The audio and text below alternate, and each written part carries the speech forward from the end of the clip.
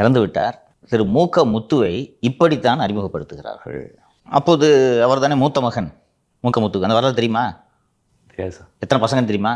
அது தெரியும் நினைக்கிறேன் சார். நினைக்கிறேன். ஸோ தனது மகனை எந்த தைரியத்தில் அப்படி நினைத்தார் என்று தெரியவில்லை. எம்ஜிஆருக்கு இவர் சமம் என்று நினைக்கிறார். அதே மாதிரி ஹேர் ஸ்டைல்லாம் வச்சுக்கிட்டு பிள்ளையோ பிள்ளை என்ற திரைப்படத்தில் 70களில் அந்த படத்தை அறிமுகப்படுத்துகிறார். படத்தோட ப்ரொடியூசர் யார் சொல்லு? அவரேவா? அப்புறம் அஞ்சுகம் ஃபிலிம்ஸ், அவங்க அம்மா. இன்னும் அஞ்சுகம் அறக்கட்டளைன்னு ஒன்று ஏகப்பட்ட கோடி வச்சுருக்காங்க. ஓகேவா? அஞ்சுகம் ஃபிலிம்ஸ் என்று அந்த படத்தை எடுக்கிறார்கள். முதல் படம் பிள்ளையோ பிள்ளை, ரைட்டா?